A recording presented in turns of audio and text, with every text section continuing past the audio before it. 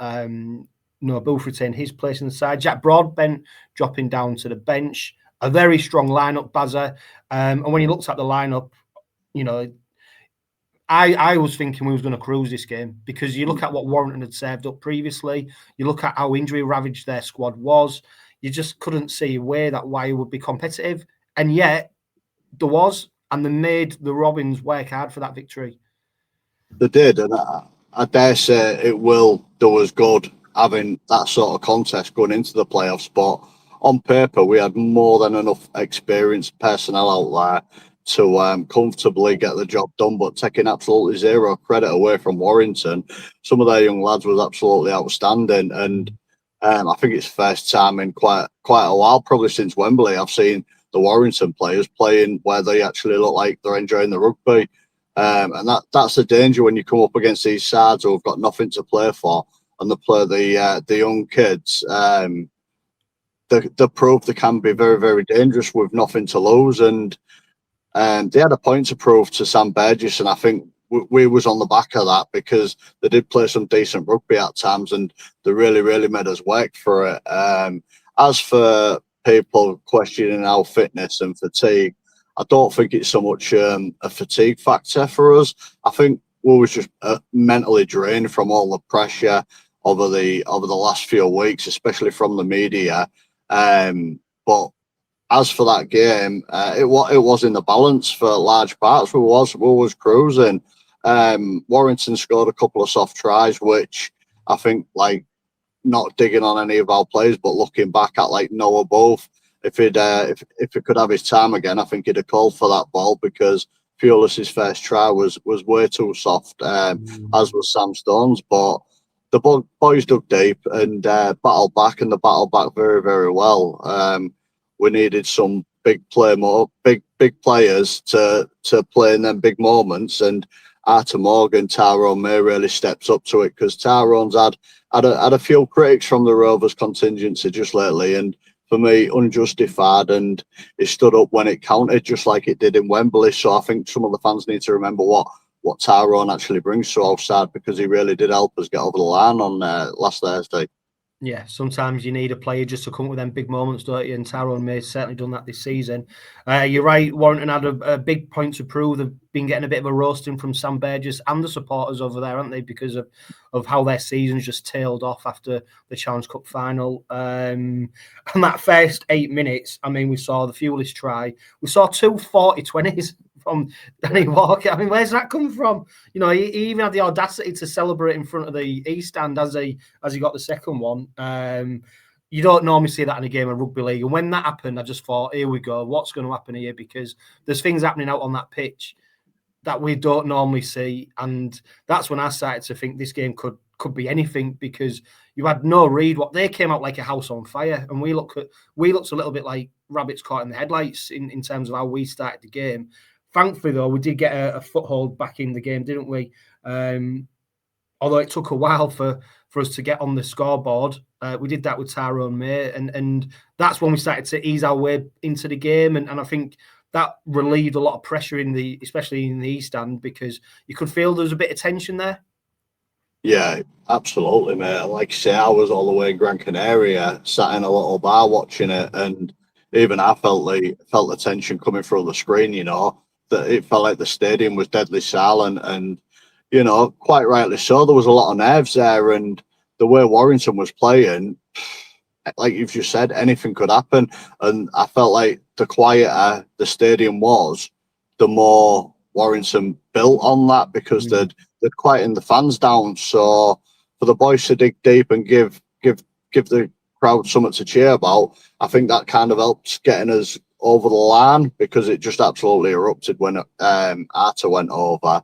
But no, for me, we'll be a lot better for a game like that. You know, it was a tough game. It was to and fro. There was no in it at times. So for us to come on the right side of that result, again, with the pressure on it, with the league leaders, and I think people were celebrating the lifting of the league leaders before the ball was kicked. So it'll give the players something to think about, but it also gives me as a fan confidence that, yet again, as with Wembley, we can get over the line in them tight games. You know, nothing's won until the full-time outer, and that yet again against Warrington, that proved that. And I think over the last couple of years, Warrington have given us a good game. No matter what personnel they put out, they always give us a really, really good game. Yeah, they have proved to be difficult opposition over the last few years. Noah Booth, he comes up with 2 tries.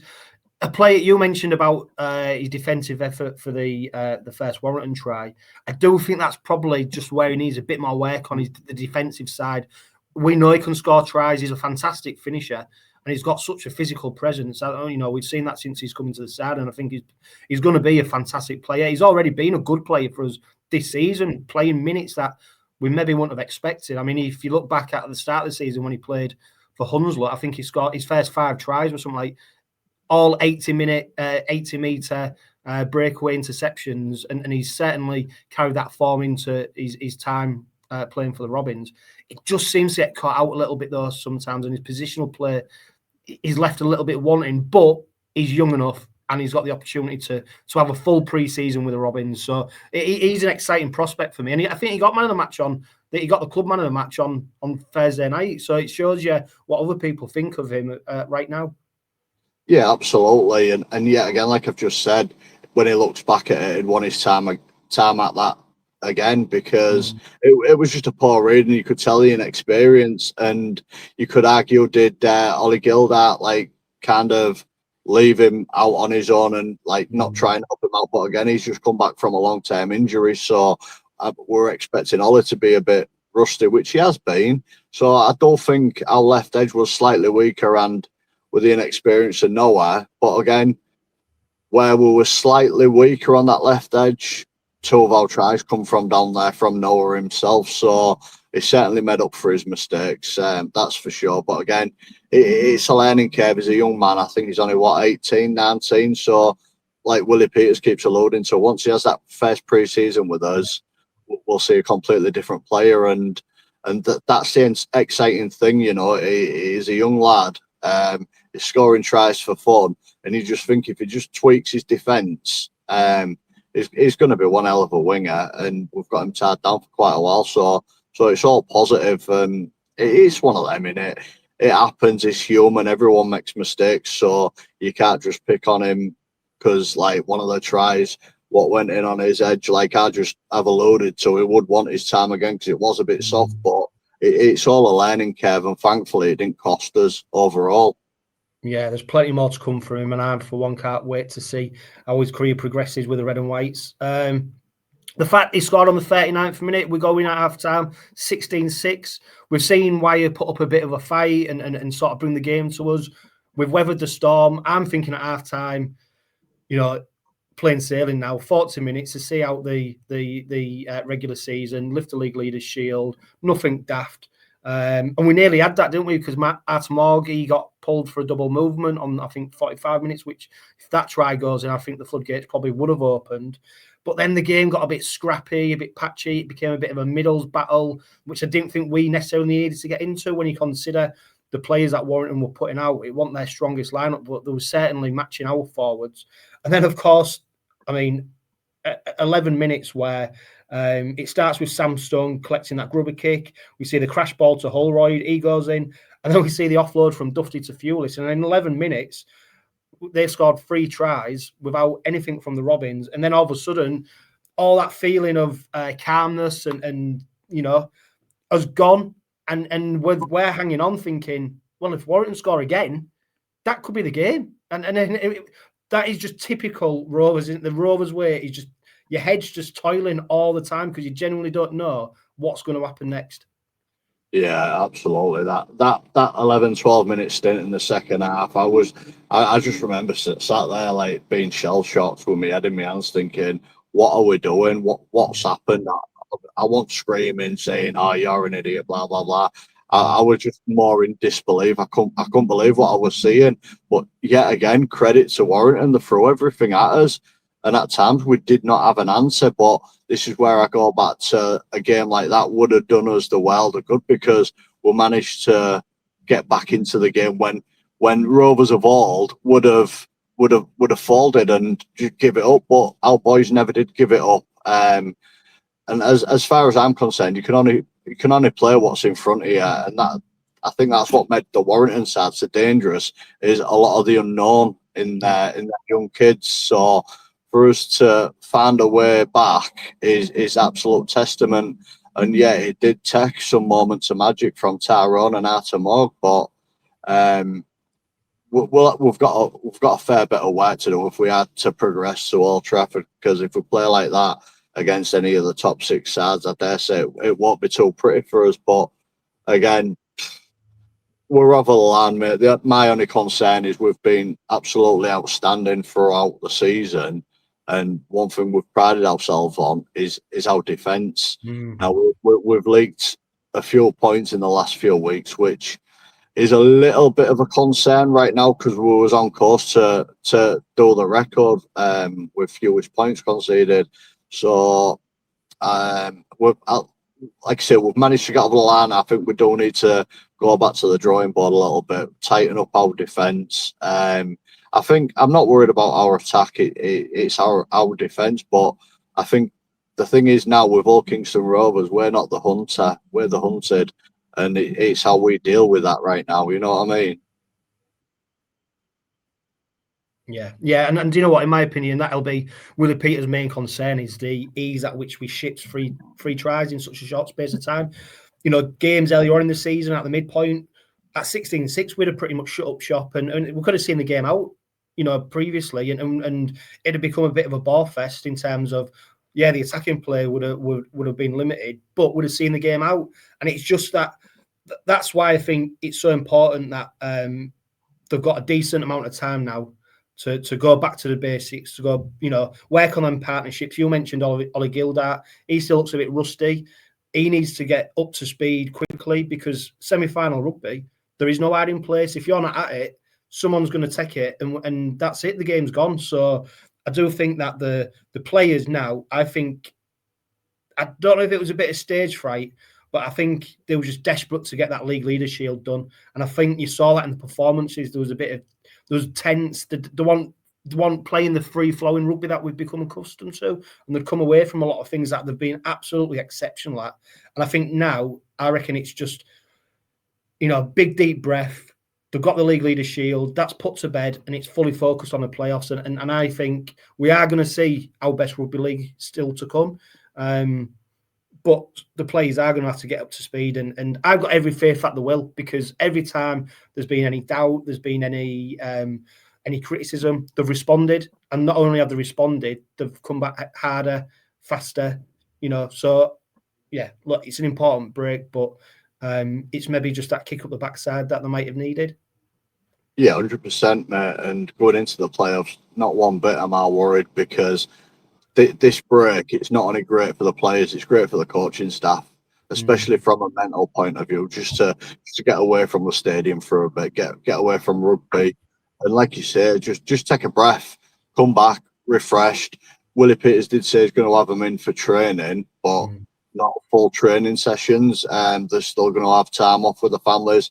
And I think if they get that balance right, I think it'll be spot on. But going back to the Warrington game, I thought it was a great opportunity to put some more minutes into Bill Leyland.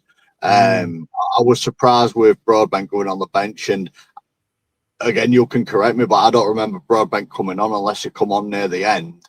So I don't know. I don't know why we didn't have the likes of Bill Leyland, even Kalepi Tanganoa, who can make a huge difference. But people seem to forget that the personnel we was missing, and we have been missing. So if we get them bodies back, we are potentially going to have our best 17 out on the field. Now, if our best 17 is on that field in them semis, and if we make OT, we're a match for anyone. But it's this break what's coming up. It's vital for us. I think we need it more than anyone else. Currently, I don't think Wigan need it because they're on a roll. Whereas us, you can see we need it. I don't think it's so much from a tiredness point of view. I think it's more of a mental point of view, because they've been under so much pressure of just getting over the line and the outside noise of how we're going to bottle it and whatnot. So, end of the day, for me, they've got over the line. They can relax mentally, physically, and I'm more than confident that we'll be right in the semi-final who we play. It won't be easy, but I know we'll get 110% out of the boys. Yeah, and I tell you what, while you've got players like Artur Morgan on the pitch, you've got every chance of coming away with a victory, haven't we? I call him the artist. I just think he's exceptional. You know, he just comes up with some magic plays. Even the the try against Warrington where he sidesteps, shimmies through, and then he just glides all the way to the try. It looks like he's about to get caught as well.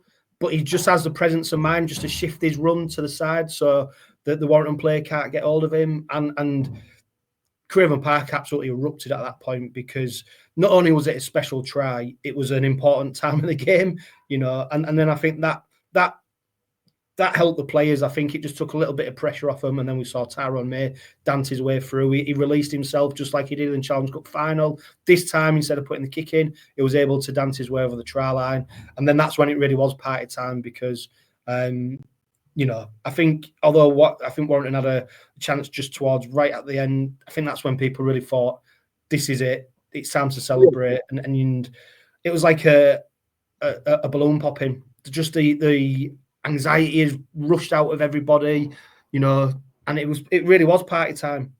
Well, as much as we've spoke about Arthur Morg and Tyrone May for their brilliance, I think there was another couple of key points in that game which really turned the game, and that was Jesse's 40-20 in the second half, which has allowed us to get a repeat set on their half and apply more pressure. But not only that, we forced a goal line dropout, which Warrington then got the ball back, but Mikey had the presence of mind to ball steal, that ball steal. And on the back of that, it was when Tyrone May went in. So it's little details like that what seem to go amiss. And, you know, that's what you need. And for anyone who says, like, Mikey goes missing in big games, I don't care what you say. That Warrington game was a big game. And Mikey stood up when he needed to and made important plays in that game. And had he not have done that ball steal, who knows what could happen? Because I think at that point we was only 2 points ahead. So from that, and then for Tyrone May to go in, and then we ended up with that 8-point cushion, that's when everybody could breathe. And for me, that was all down to Mikey with a ball steal, because Warrington worked hard to get the ball back from that dropout. But Mikey, again, he had the presence of mind to steal the ball, and again the rest history. So yeah, big shout outs for Mikey for that. Yeah, and they're the one percenters that the coaching staff going about. You know, they're the things that change the tide of games, the 40-20s, you know, ball steals. They're the bits that then, you know, add up to Tyrone May being able to score that try, coming up with, you know, as the players. So yeah, absolutely fantastic. Fantastic scenes at the end of the game, Bazza, when we saw the players out on the pitch, the families, the kids. Neil Hudgell was out there. The presentation for the League Leaders Shield, I thought it was done right. That it was you know, a real great opportunity to celebrate. But I do think that the way they did it was absolutely fantastic, and just seeing the relief in the players' faces and the joy in the stands, you know, that is what the League Leaders Shield means to people. So I'm sick of hearing other people down talk it. It meant, I don't care what they think, it meant a lot to us. It meant a lot to the club. It means a lot to people like Neil Hudgell, who have invested so much of their time and money into the club for moments like this, to give back to the supporters. So yeah, it was an emotional time. It was, you know, to see it, because we've never seen it. You know, we've never ever seen that at Craven Park. No, mate, absolutely bob on. And again, my only regret is that I wasn't there for that, because I was on holiday. I think I need to look at the timing when I booked my holiday. But even through the screen, the emotion, and you had the sense of a huge weight being lifted from not only the players but every member of the staff there, even Neil Hudgell. Like, it just meant so much to him, and you're getting rival fans trying to dilute it, saying it don't mean nothing. But the irony is, a Wigan or a Saints fan, they're trying to dilute it, but they don't want to dilute it when they're winning the double or the treble or the quadruple, you know. So it obviously counts for something. And as far as I'm concerned, mate, it's a title. We're the most consistent side over 27 rounds. Well, I'll tell you what, Bazza, if you ask a Wigan fan whether they won the double and the League Leaders Shield, or whether they just say they won the treble, they say they won the treble. So that's where it starts and stops for me. Yeah, and that's my point, mate. It's huge, and it's huge for OKR, mate, but it's huge for the city as well. You know, we've brought success to Hull, and you know, our trophy cabinet is no longer empty. We've got 2 massive pieces of silverware. I'd have ripped your arms off just for one bit of silverware this year, but to come away with 2 and potentially 3, mate, it's absolute dreamland. absolute dreamland, and anybody wants to play it down. End of the day, we've done the double. That's that. We've won the league leaders. It's a title, you know. So that's it, mate. As far as I'm concerned, I'm happy as a KR fan, but not just myself, but for the older generation of KR fans as well, who've been yearning to see that, and the owners, the investors, the families of the players who are coming towards the end of the career, who thought, you know, potentially that was done. So for us to walk away with 2 bits of silverware this year, mate, is phenomenal. I don't know if you've caught up on Paul Lakin's podcast with Jenna Brooks, but I love what he said about Mickey McAlorum. He's not come here to win a trophy, he's come here to win 3 trophies. And that's the mentality of our place right now. And yeah, I love it.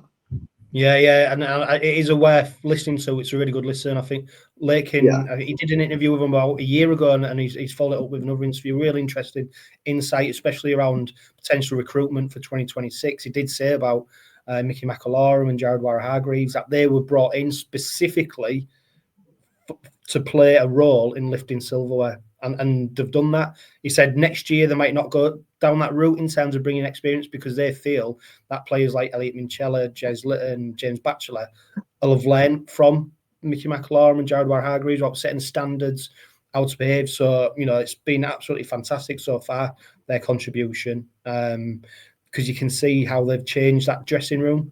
I don't think the dressing room needed changing hugely. It just needed sprinkling with a little bit of magic, a little bit of grit, a little bit of leadership. A bit of steeliness mentally. That's all it needed. A bit of steeliness mentally, and we've got that, and it's got us over the line. Yeah, absolute master stroke, and great planning by the Robins, because they followed up Thursday night's League Leaders Shield triumph with the end of season award ceremony at the Connection Arena in Hull on Saturday night. An absolutely fantastic occasion. Over 1,600 people in attendance. I've said it on social media. I don't think enough's been made of the fact that so many people are able to attend such an event. I can't think of another sport, another club in this country, in Europe, in the world that has an event on this scale, where they're able to recognise the players. Of course, the women's side, the netball side, were all recognised as well. And that's when we talk about community, and that is community, because there's no barriers. It's not just about the people who can afford to go, the sponsors who do an amazing job putting so much money in. Of course, they deserve their place at the table because they do so much, but even £5 tickets. So you literally, anyone could go, any supporter could go, from the rich to the poor, you know, and that's, for me, community. And I think that's where the club need a huge amount of credit for delivering such an amazing event, let alone the fact it was great entertainment. We got to celebrate the players who won the trophies and the medals. It was just a good night, and I'm looking forward to next season's, because it is becoming a regular fixture on the calendar now, and it's an event that if you haven't been before, make sure you're at the next one, because it's great. Yeah, it's incredible what we're doing, and I think you're right there. I don't think there's another sport that does it, but it kind of replicates East Hull working class community, and that's what they do it for. That's what we're about, and it's not about them and us. It's about the togetherness of every member of staff, from them to the supporters, being connected, and to invite them to such. For me, it's a prestigious night. And again, there ain't nobody else who's doing it. We've done it for a few years now, so it's not like we're doing it because we're finally winning silverware. We've done it for a few years, and been very, very inclusive with the fans coming down, and it's nice for individuals, you know, to get dressed up and go enjoy an evening, brushing shoulders with the stars, because to a lot of Hull KR fans, they are stars, and then you getting to meet the likes of like Jenna Brooks and the lad from Corrie, who I didn't even know was a Rovers fan, and then you got John Wilkin there. So these are Sky presenters and a Coronation Street actor. So it shows how far we've come, and yeah, it's incredible. It's absolutely incredible. Yeah, and it's a proper setup. Anyone who was there, Bazza,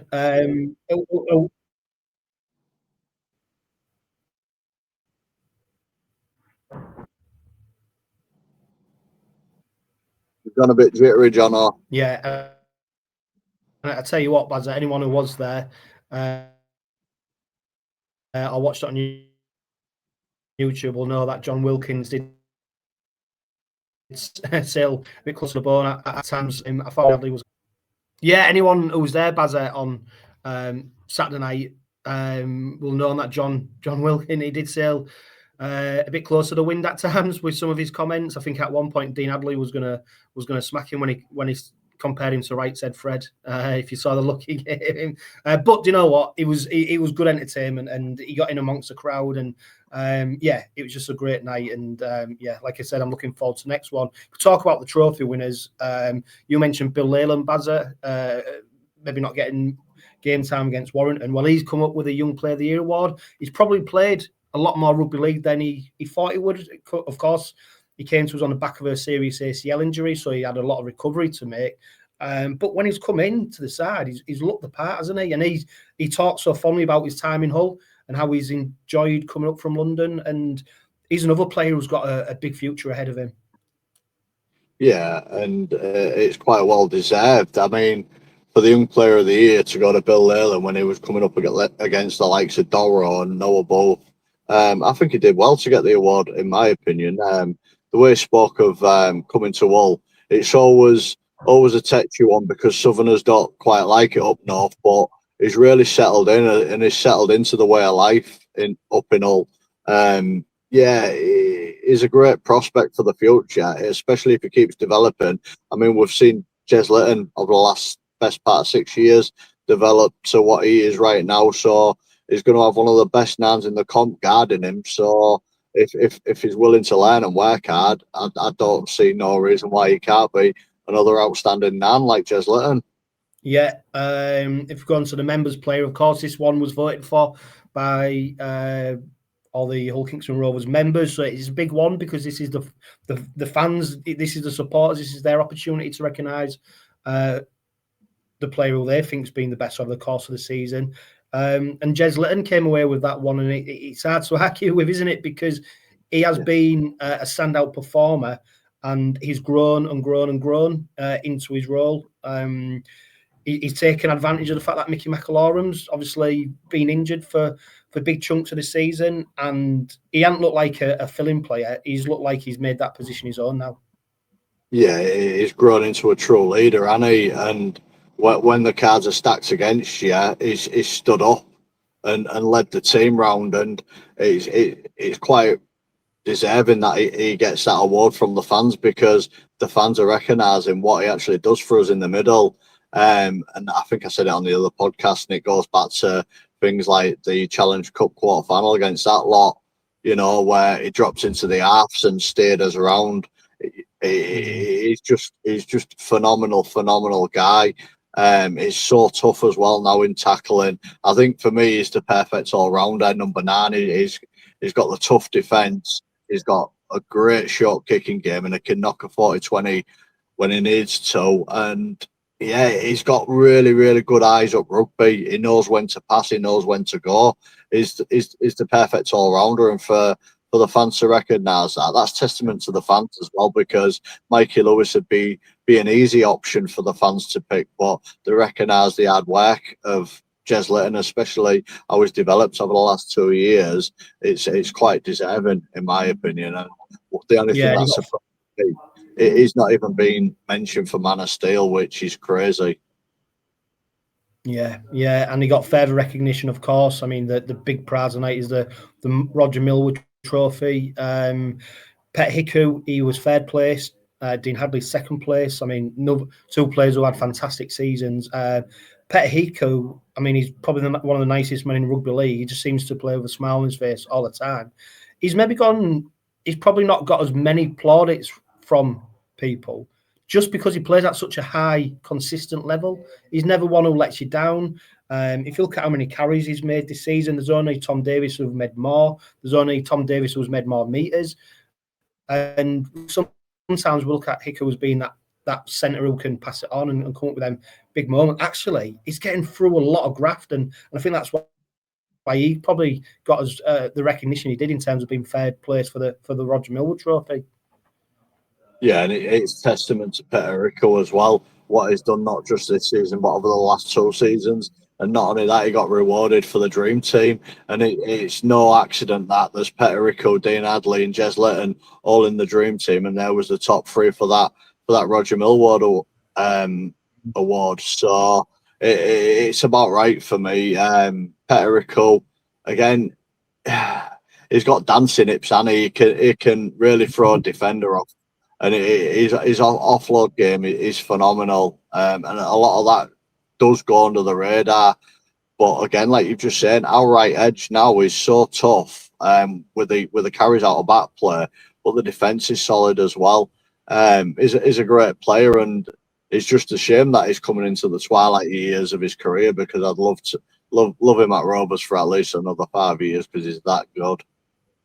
Yeah, there's no doubt he's enjoying his rugby league right now. And another player, of course, is Dean Hadley, who's mentioned he's been named in the Super League Dream Team. Fantastic recognition for a really great season. Just another one who consistently performs at the best of his ability. He's a fan favourite with the players, with the fans.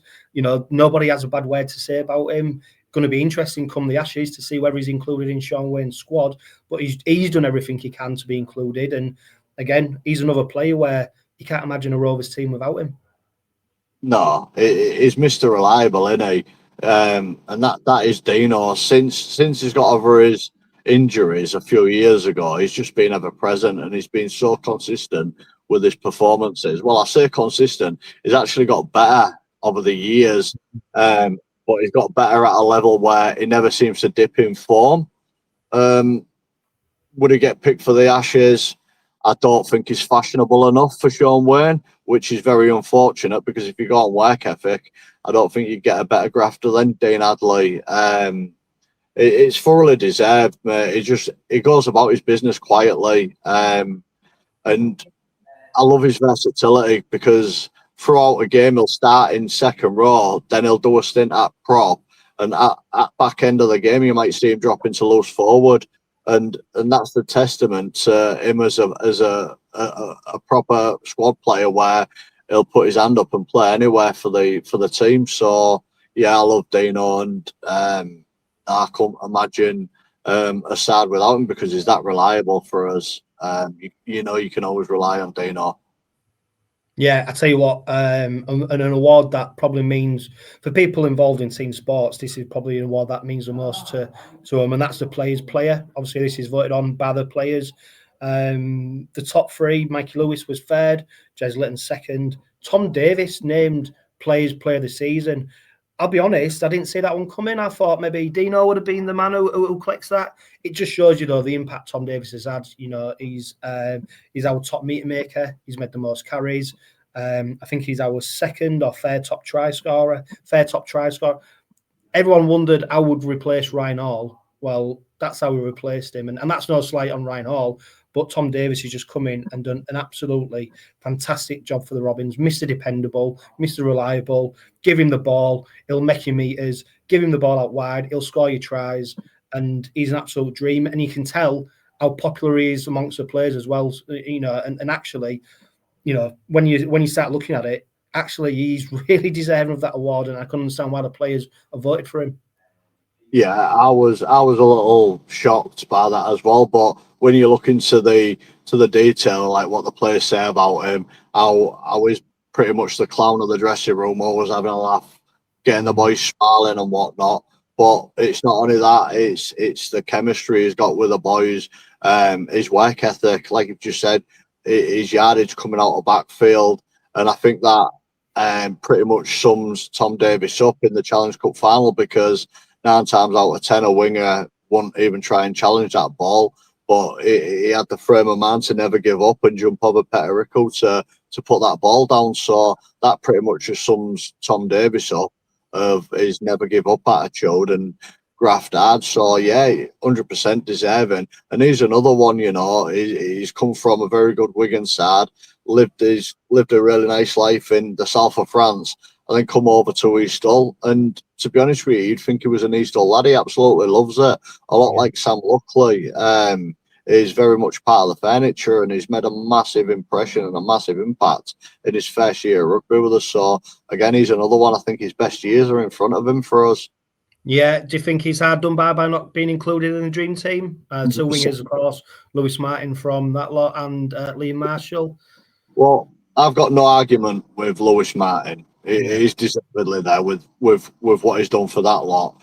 Liam Marshall, for me, he's had an up and down season. I think Liam Marshall is only coming to his own over the last 5 or 6 rounds. Tom Davies has been consistent throughout, and I think Tom Davies has made more meters. I think he's got more assists and scored a couple more tries than Liam Marshall. So that was a big surprise for me.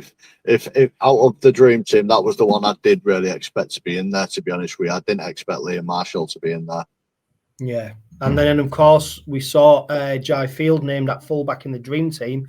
He is up against Mikey Lewis and Jake Connor for the Man of Steel award. I mean, they're your 3 contenders. Most people outside of East Hull are saying that Mikey Lewis has got no chance of winning it.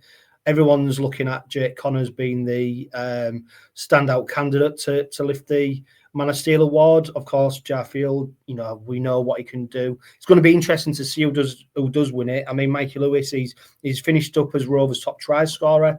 He's came up with the most assists for the Robins. And his performances have matured this season. I think he's been leading that side around. And I think the good thing for me is, and what I see is that it's professionals who are voting for it. So it's a panel of people who award points. And I hope he gets recognised for the way he's matured this season. If that's enough to get him ahead of Jake Connor, I don't know, because there's no doubt he has had a good season for Leeds and he's come up with some magic plays. But for me, Mikey Lewis, Man of Steel, 2nd year in a row, that's who I'd be awarding it to. Yeah, absolutely. And again, I'd be over the moon for Mikey to get it.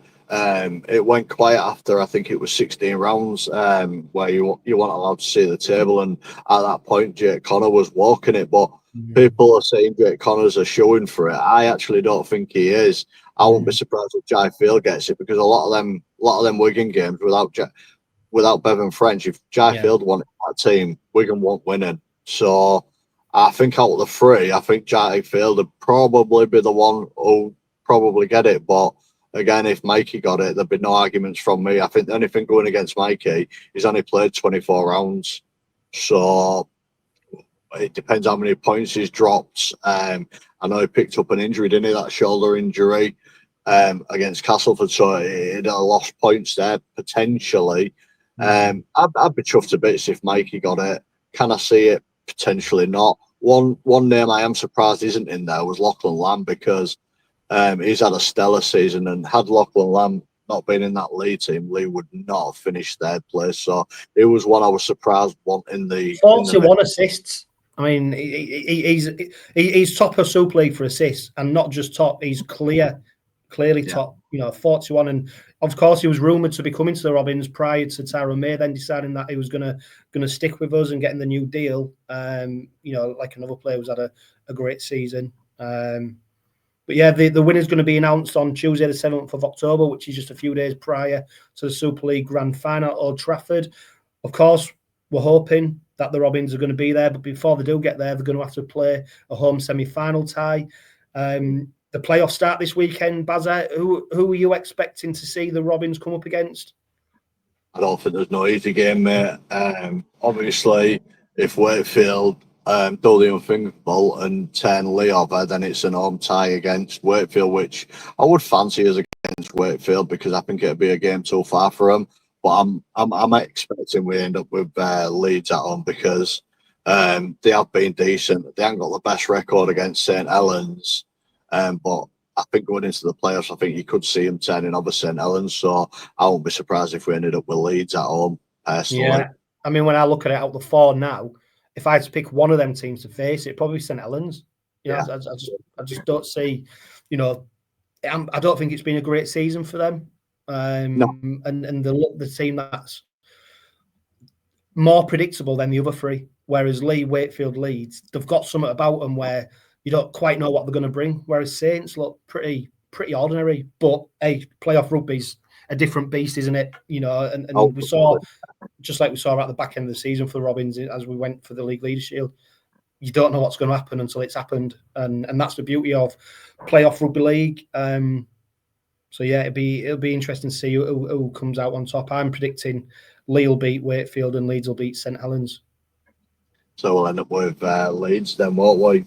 Yeah, which again, after the performances we're putting against them this season, will of course cause great anxiety in East Hull once again. So it'd be interesting to see what happens.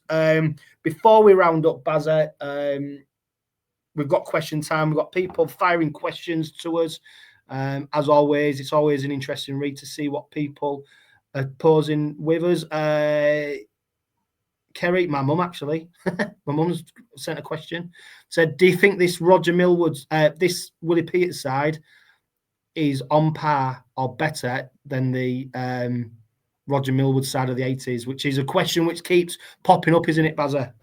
Yeah, and thankfully, me and yourself were too young to answer that. But again, the game now is a totally different game to what it was back then. I think the game now is a lot faster, a lot more physical. Back then, you had a bit of biff. I think it was winter rugby back then as well. But team of the 80s, I don't know. There was a successful side, weren't they? They had league titles, they had the Yorkshire Cup, they had the Challenge Cup. I'd say on the base of it, I'd say this was the better side purely because I just feel like the comp's a lot harder to win, and there's that many good teams. But again, I want around then, you know. So I'm going to go with Willie Peters' side. For anyone who's listening or watching, if that question comes in again, I'm going to pause it and answer it after Old Trafford, whatever happens. So we'll see, because it's a big one, isn't it? You know, that all-conquering side of the 80s, you know, yeah, different times, different conditions the players. Yeah, there's lots of variables there. Tom Noble on Facebook, he says, who would you prefer in the semi and why? I think Saints, because although they are good defensively, their attack is not great. I think it's great past Wakey as long as we don't give them a head start on current form. I can't see he's beating Leeds. I think we've just said about who would prefer. You know, I think we know who we'd prefer, but whether that happens or not, let's see what happens. James Perlin, of course, Robin Pod regular. He says, Bazza, would you play an 80% fit Mickey McAlorum in the playoffs, or would you play Jez Litton for 80 minutes? Because we saw in the Challenge Cup final, Mickey Mackey lining up, nowhere near being fit. Truthfully, I'd play an 80% fit Mickey Mack, and that's on the basis it never really goes over 20 minutes. So if we can get 10-15 minutes out of him, battering the opposition, you know, roughing him up a little bit, and then Jez can capitalise on that, I think that'd be a lot better for us over the 80 because it preserves Jez Litton's energy instead of benning him out doing a full 80. But yeah, I think I'd play Mickey Mack. My only concern with Jez Litton is half a point from a suspension. So the less I could play Jez, it'd be better for me. You know what I mean? If we can make O2. Yeah, and we know it's been recently announced that Mickey Mack is heading back to Catalan. He's going to take up the assistant coaching role with Joel Tompkins. So this is pretty much his last chance at playing rugby league, you know. So whether he's patched up, what condition he's in, you know, I do think if there's 75%, if he's 75% fit, I'd expect to see him playing because I just think they're going to go back to the game plan at the start of the season, which was heavily reliant on Mickey Mack doing that opening 20-minute stint. So yeah, it'll be let's see what happens over the next week or so. How does Willie pick who plays, as in regards Jadwar Hargreaves risk call up for playoffs or grand final? I think he said it before. That's from Heather Lamb. He just plays the strongest team, doesn't he? I don't think he worries about the points. No, he'll just play what's available, and who's pretty much fit, who he knows who can get over the line. And if there's any injuries or suspensions, he'll deal with that the following week. So yeah, I think he'll throw everything at that semi-final. You know, well, you can't have anything left over, can you? Because if it doesn't work and you don't get there, it'll always be that big what if. Yeah.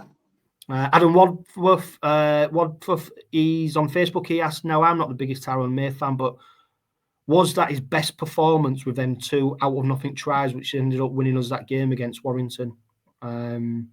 big moments, like we said, didn't we, at the start of the Robin Pod? Yeah, and I think that's a difficult question to answer, because Tyrone Mace tends to go under the radar and then pops up with these wonder plays, and it's not the first time he's done that. Challenge Cup final, had he not slotted that ball through with a pinpoint kick, we're not winning the Challenge Cup. So it's difficult, because one thing Tyrone is one hell of a defender. Off the cuff, and I think Tyrone's just been noticed in that game because of the magnitude of it, the nerves around it, and what it meant to Rovers. So with Tyrone getting them 2 tries, and very, very good tries, I think that's why people may potentially be answering that question, because it was very, very good, and then two off the cuff tries really stood out. But I think Tyrone has been fairly consistent for us throughout 2 years. Yeah, Julie Rodman, sticking with Tyrone May, she says, any reason why Tyrone May took his medal off just after being presented with it? Of course, at the league leaders. What's your view? Was disrespectful, not bothered, or modest?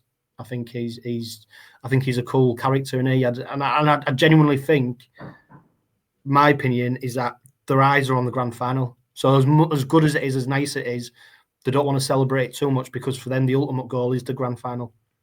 Well, we've seen it when he gets a man of the match after a game. He'll do his little interview at full time and straight away taking his medal off, walking off. So maybe it's just not his thing to walk around with a medal around his neck. You know what I mean? I won't read so much into that at all.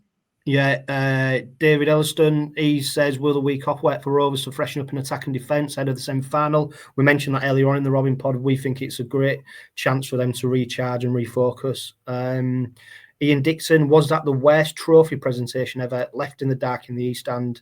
I must admit, I don't think the plan to keep the lights off for so long, because when they was doing the interviews on the pitch and they were still in the dark, I was thinking, I don't think this is... Well, maybe it was, and then eventually the lights did come on. It was a great spectacle.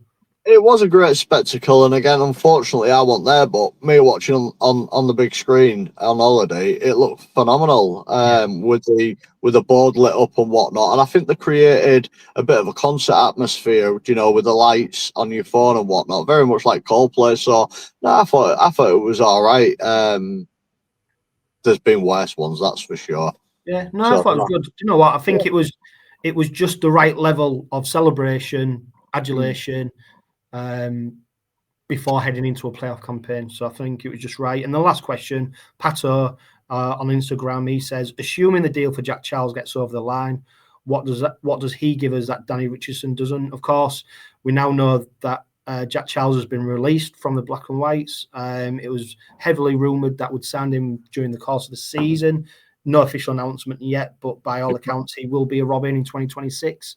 I suppose the difference between Charles and Richardson is Charles has got a longer career ahead of him, and he's got an opportunity to really stake a claim for a half-back position. Don't forget, Tyrone May is only contracted for 2 years. He's got a chance to fill that void. Whereas Danny Richardson seems like he was only ever going to be a bit part player if someone became injured.